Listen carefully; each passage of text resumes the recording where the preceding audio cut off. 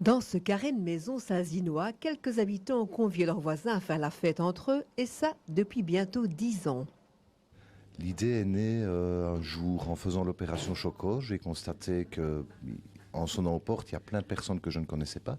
Or, j'ai toujours habité la même maison et j'ai trouvé ça un peu aberrant. Dire il y a des personnes 3 maisons plus bas et je ne les connais pas du tout. Donc, j'ai lancé une réunion et puis on s'est retrouvé une dizaine à vouloir organiser donc un barbecue. Alors l'idée au départ, c'est de mieux se connaître. Est-ce que ça fonctionne?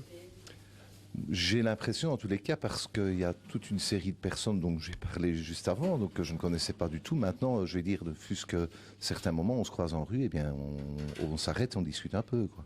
Donc, ce qui veut dire qu'il y a une connaissance qui s'installe, effectivement, oui. Oui. Le long de l'une des ruelles, le commerce du coin qui sert aussi de relais, sans compter la grande surface située à l'arrière, dont les travailleurs s'impliquent depuis 2 ans. Dans ce petit commerce, on parle. On apprend aussi à mieux se connaître, une sorte d'interface pour les habitants. Ça relie les amitiés entre voisins et euh, ça fait du bien, ça permet de se connaître et tout ça, quoi. Est-ce que les gens en parlent ici dans le commerce de cette fête? Ah oui, bien sûr, ils attendent ça avec impatience tous les ans. C'est quand votre barbecue et tout ça, quoi. Il paraît que vous êtes le meilleur cuiseur de saucisses du pays. Ça, c'est beaucoup dire, hein. C'est beaucoup dire, hein.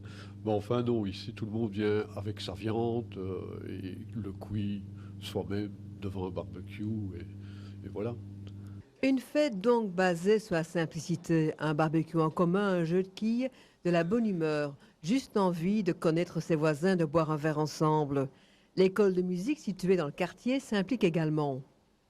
Elle s'intègre sans aucun problème, en ce sens que il y a 2 ans, on a eu un groupe dont faisaient partie certains anciens de l'école.